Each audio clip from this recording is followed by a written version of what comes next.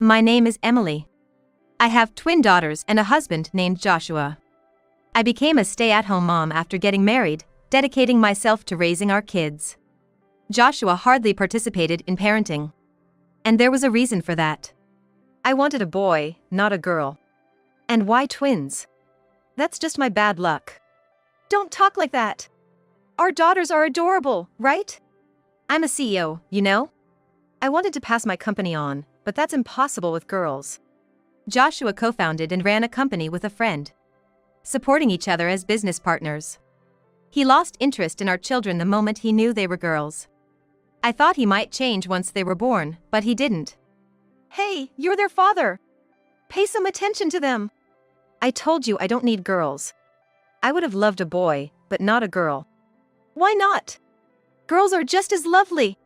It's not about being cute or not. Girls aren't useful, right? Most successful CEOs are men.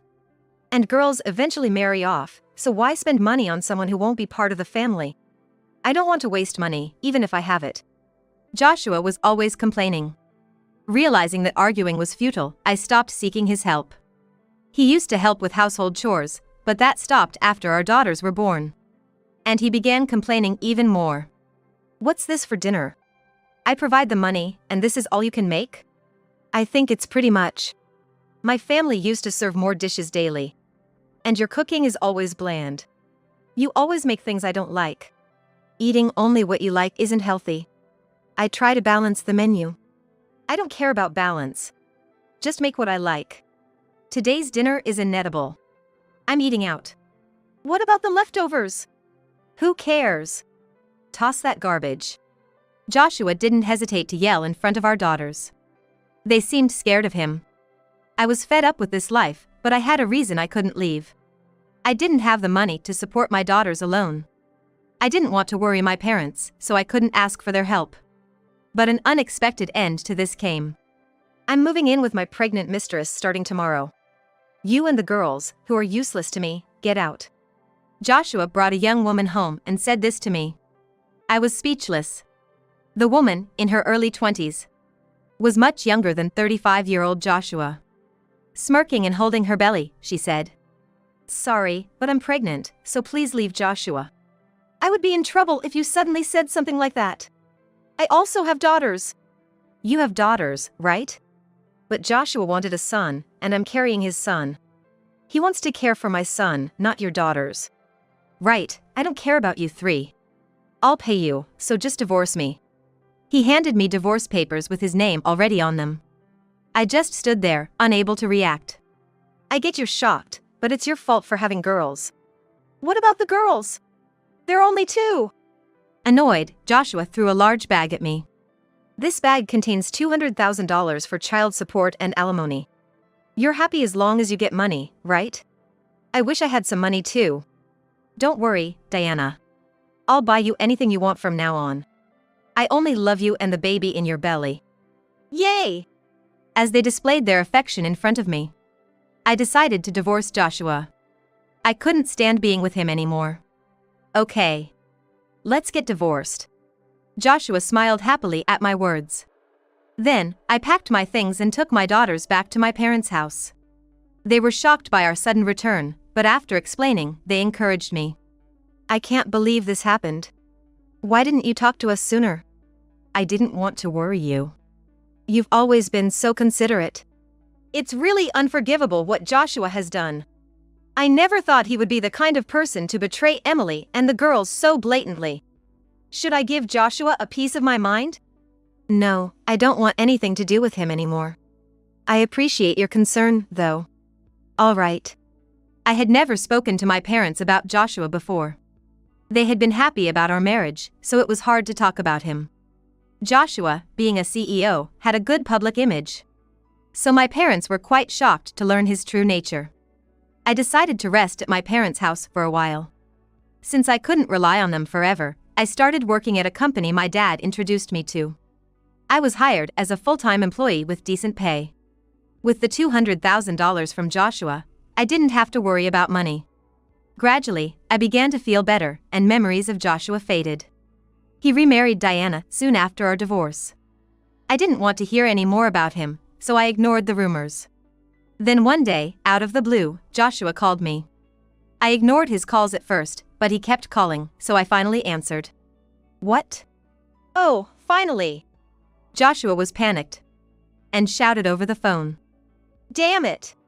I was deceived by that woman. You mean Diana? Yes. I thought she was having a boy, but it turned out to be a girl. You didn't know until the baby was born? No, the baby was always a girl. She showed me fake ultrasound pictures from the internet. She lied to marry me. Well, that means Diana really wanted to marry you. Isn't that a happy thing? Take good care of her and the baby. That's not the point. Joshua continued ranting.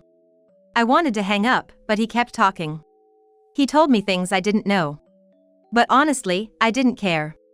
She didn't love me, she loved my money. She lied about the baby being a boy just to marry me. But the baby is still yours, right? Yeah. I investigated and it turns out the baby is mine. Then you should take responsibility and raise her. Parenting is hard, but you should work together with Diana. But Diana ran away. What? I was shocked to hear that. When I listened to his story, it revealed that Diana had fled after her lies were exposed, leaving the baby behind. I spent over $200,000 on her, even bought her a car. That's too bad. Now I'm broke. She took all my savings. I can't help you with that. You should work hard from now on. Hey, you're my ex-wife. Can't you show a little concern? Why would I care about my ex-husband who cheated and kicked me out? Honestly, I think you got what you deserved. What? When did you become so cheeky? Maybe living with you twisted my personality a bit. Anyway, I don't want to know about you. So goodbye. Hey, wait! Joshua called out, but I unilaterally hung up the phone and set it to block his calls. Initially, I never thought Joshua would contact me after our divorce, so I had forgotten to set the block. However, Joshua wasn't the type to give up easily. Incredibly, he showed up at my parents' house with his former mother-in-law, holding the daughter he had with his mistress, Diana. His former mother-in-law was the stereotypical meddling mother-in-law. During our marriage, she often said things like, "You're not good enough for Joshua and it's shameful to have daughters." It seems she always doted on Joshua since he was good at academics. Indeed, Joshua was talented, but being spoiled by his mother might have turned him into a selfish man. My parents tried to send the two away, but they wouldn't leave, so I had to deal with them. As soon as they saw me, they started shouting. You! Ignoring my calls! Yeah! Joshua is offering to get back together with you, so stop being stubborn and accept it. You can't live without Joshua's financial support, right? I have no intention of getting back together. Could you please leave? You're causing trouble, I said firmly, glaring at them. I had never stood up to them during my marriage, so they seemed a bit surprised. What? That's no way to talk to your mother-in-law. We came all this way to give you a chance to make things right. Nobody asked for this. It's actually a nuisance. I'm happy living with my parents and daughters. Please don't bother us. But you're not working, right? The money I gave you will run out eventually. Haven't you thought about what happens then? Your parents won't live forever. They might pass away any day now. Could you please not say such disrespectful things in front of my parents? I'm working at a company my father introduced me to, and I'm not without income. Working? I bet the company you work for isn't anything special. You can't support 2 daughters on just $2,000. Actually, I'm making about $6,000 net.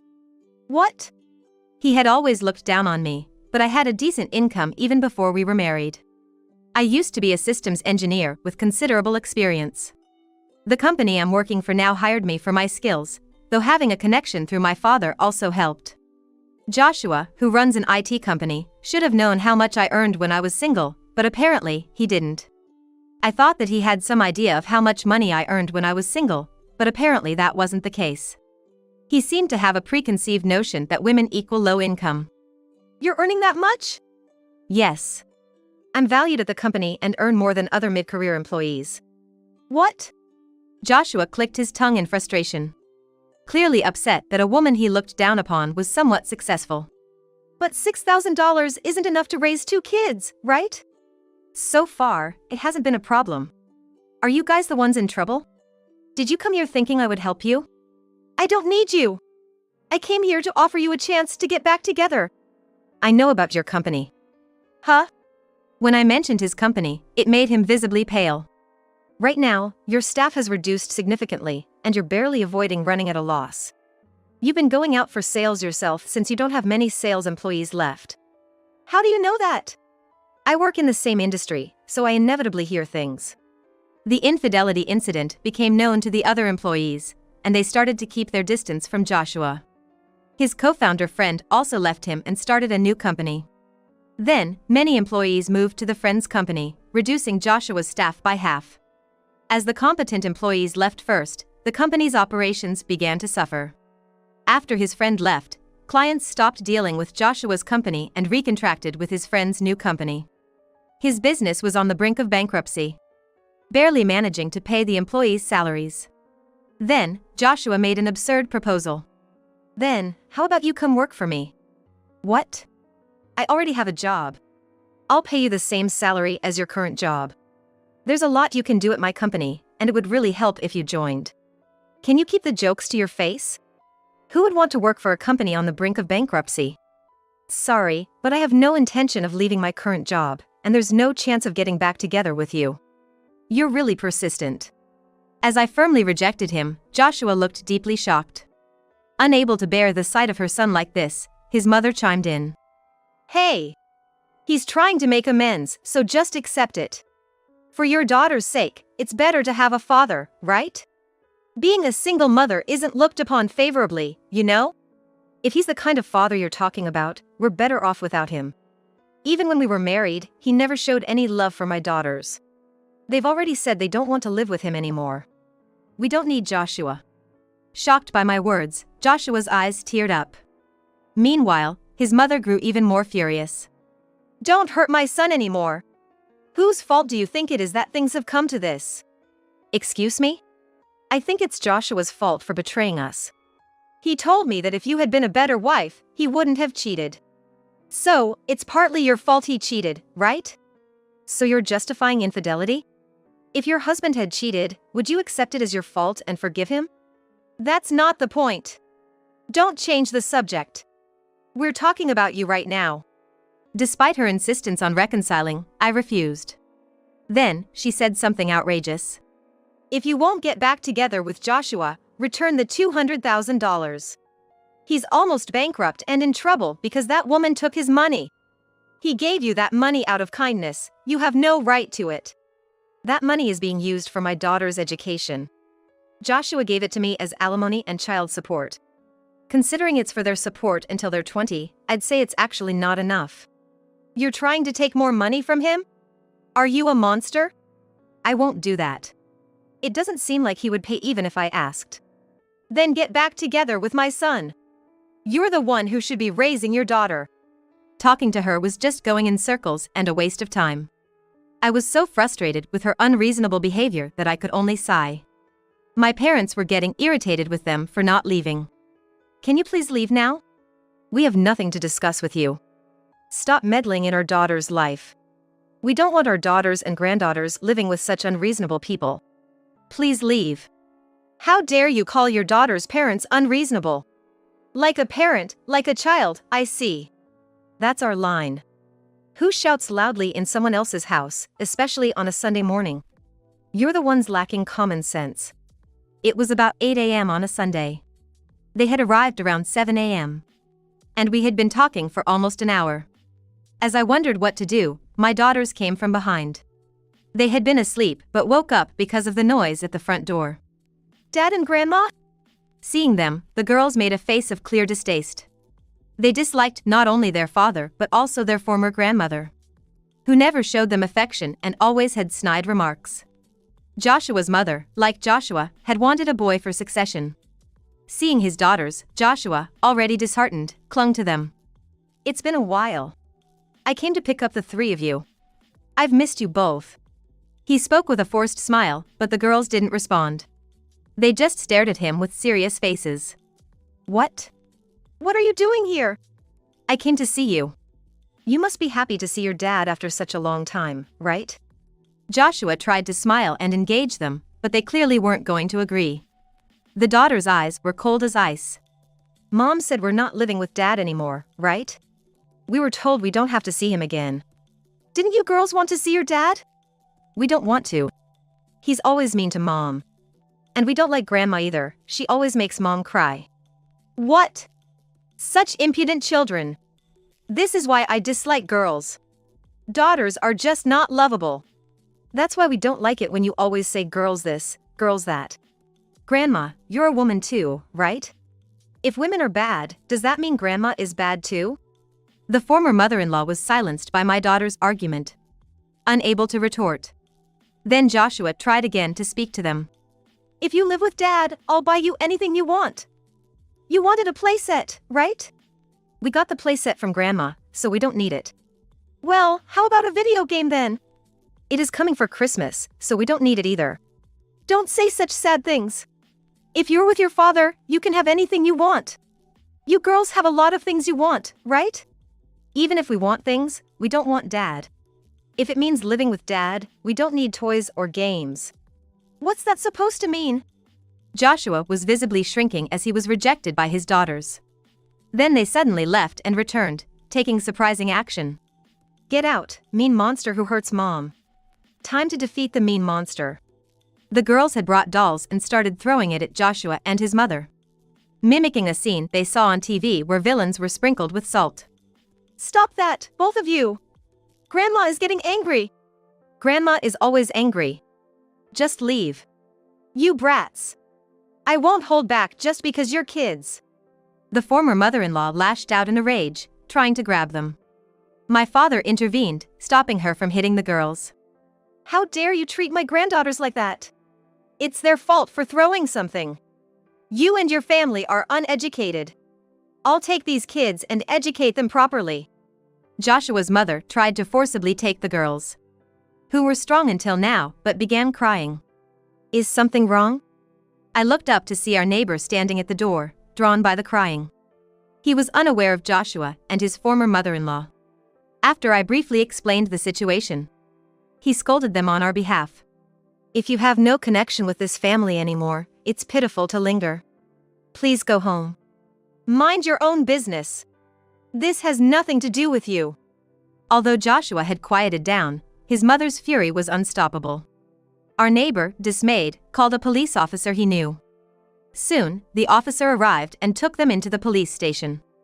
Joshua looked at me with tearful eyes. You really won't give us another chance? Who would want to restart things with you? But I'm worried about our daughters. Don't try to act like a good father now. It's too late. No, I want to live with you three. I've reflected on my past mistakes. You are all I have. You still have your beloved mother. Good luck with your nearly bankrupt company.